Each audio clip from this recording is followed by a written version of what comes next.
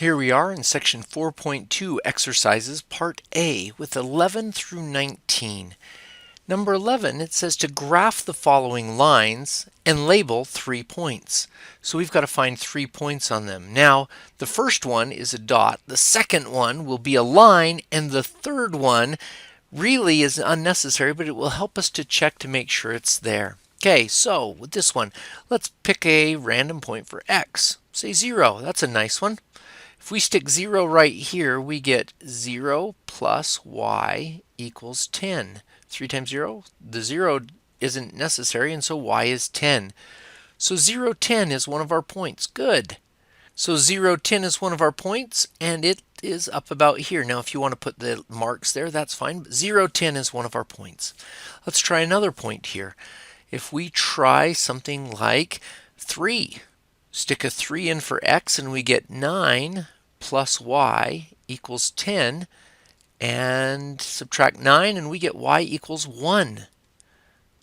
Okay, so 3, 1 is a point. If we go over about 3 and up 1, it looks like it'll be about right there. So we know where the line is going, but the instructions say to label 3 points. So let's find one more point here. Let's put in 0 for, say, y. We stick in 0 there. Zeros are nice and easy because we get 3x plus, well, y is 0 equals 10, and we get x equals 10 thirds.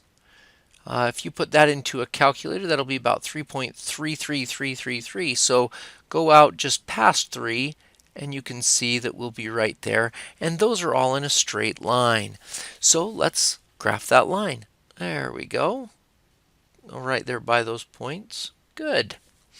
And there we have it. Let's check our answer. Number 11, notice they had this point. They had a couple of different points for their other ones, but that's all right. There are billions of points on there, and we just needed to match the line, which we did. Good. Number 12. Let's pick a number. What number should we pick? I don't know. 0 is always a good one for me. I like it. Stick 0 in for x, and we get y equals 2 times 0 is 0. So we get y equals 0. So we're going through the origin right here. It's kind of nice. Let's get a second point. Pick another random one. 3. Y equals 2 times 3. So y equals 6. So we get 3, 6. So if we go over 3 and up twice as much, about 6, it's right there. And so we can tell where the line is going to be. That's kind of good. We can tell it's going to be right there. Let's get that third point to follow the instructions. Let's do like a -2. If we stick in -2, you get y equals 2 times -2 is a -4. So -4. So -2, -4 is about right there. And you can see, yeah, they do indeed form all along that same line right there. Good. Let's double check that that line matches what's in the back. And there we have it. Number 12. 0, 0, yep. And they picked 1, 2, and 2, 4, but there are billions of lines, but we do have the same line, so it is correct. Next one, number 13. Here we have x minus 4y equals 7. Let's pick a point. 0. I like 0. Let's stick it in for x and see what we get. So if we stick 0 in for x, we get just -4y equals 7. So y would equal 7 divided by -4. That's -7/4. Ooh, we might need to use a calculator to see where that is. So 0, -7/4 is about -2, not quite down to -2.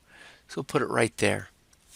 The next one, let's put 0 in for y. I like that one. We can get that intercept if we want. 0 goes in right there, and we get x minus 0 equals 7. That's why the intercepts are so nice and easy. Put a 7 right there. 7, 0, that's over here, about right there. And then this third point, which we really don't need to know where the line is, but let's check and make sure we get it in the right spot. So we got to find another one. Let's put y in as 1 and see what happens. We get x minus 4 times 1 minus 4 equals 7. x equals 11, adding 4 to both sides. So we're over at 11 and up 1, somewhere way over yonder. Well, that shows us exactly where our line goes. And it goes like that and heads out there forever. So let's check our answer. And yeah, number 13, they did a little bit different on their answers. We got the 7, 0, and the 0, -4, the same as they did, but they picked a different one with 3, -1. But the line is still in the same location. Alrighty, number 14. Ooh, x equals 3. There's no y in here, and at first that looks pretty harsh. But let's try it. If we stick 0 in for y, kind of like what we've been doing up here, if 0 goes in for y, you can't stick it in anywhere. But it says x equals 3. If we stick in y is 7, what does x equal? Well, x equals 3. What if y is -4? Well, x equals 3. And you can see the pattern that the x is always 3 regardless of what y is. So if we graph these points, we get 3, 0, 3, 7, 3, -4, and x is always 3, and we end up with this vertical line right there. There we go. And let's double check that answer. Yeah, they picked different points, but the x was always 3, and it graphs the same line. Good. Number 15, y equals -3/7 x plus 4. Let's get our 3 points. If x is 0, y equals -3/7 times 0 is 0. That was nice. Plus 4, y equals 4.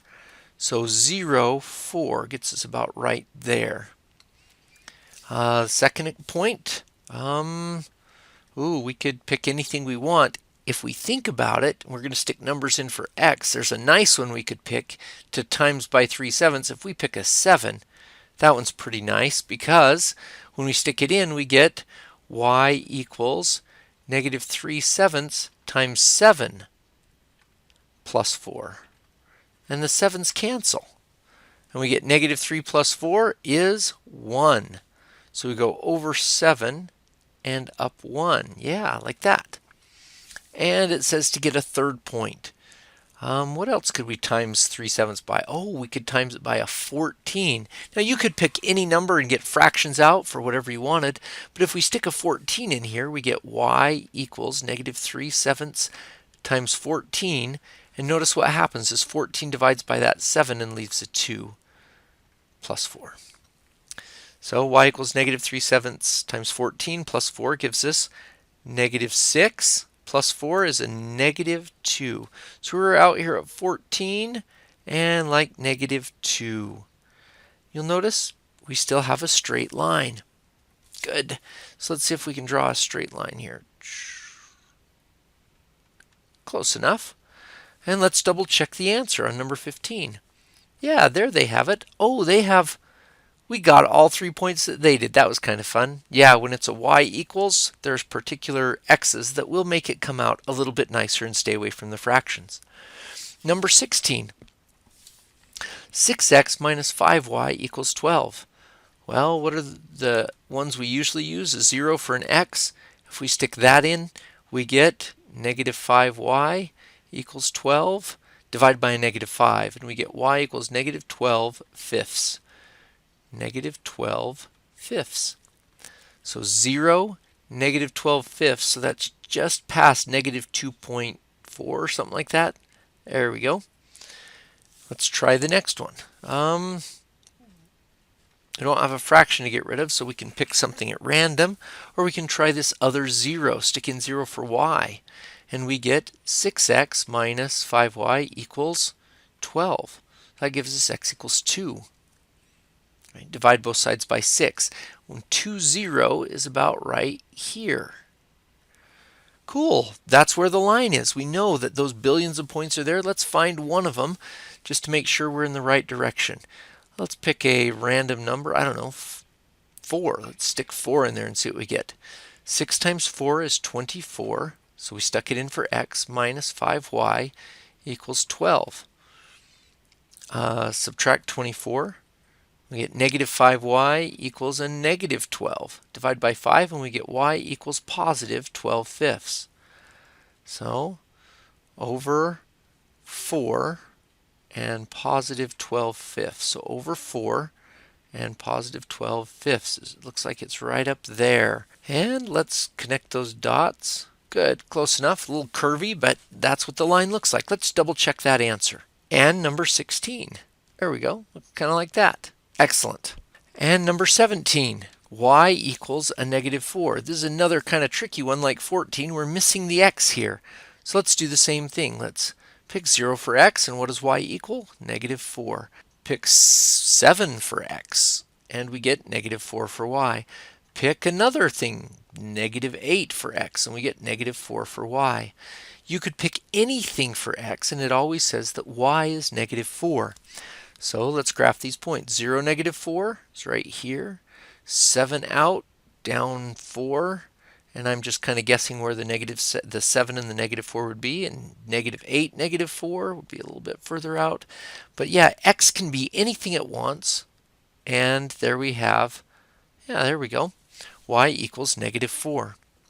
And 18.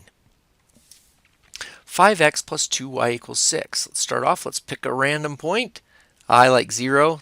Those tend to work pretty well. 0 goes in for x, and we get 2y equals 6.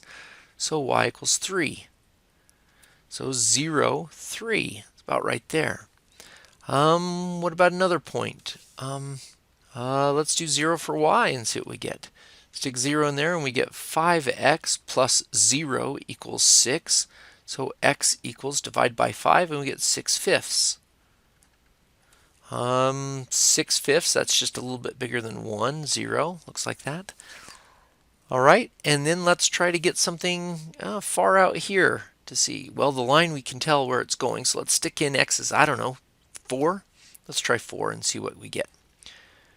So we get 5 times 4 is 20 plus 2y equals 6.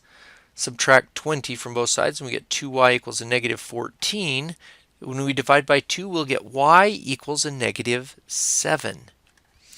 So if we go out to 4, it would be down negative 7. And yeah, look, that forms that straight line there. So let's graph it. Yeah, there we go. And let's double check and make sure that matches the answer in the back. And it does. Pretty steep downward line right there. Slanted downward and fairly steep. Okay. Number 19. After reading a bit about slope from the book section, try to find the slope between 4:1 and 7:11. Now on a graph, 4:1 is about right here, and 7:11 is pretty steep up here, and it wants us to find the slope. Well, the slope is how much height it went, the rise, over the run. Well, I do know that if we're up here at 1, and then we're up here at 11, the rise had to be a 10, 11 minus 1.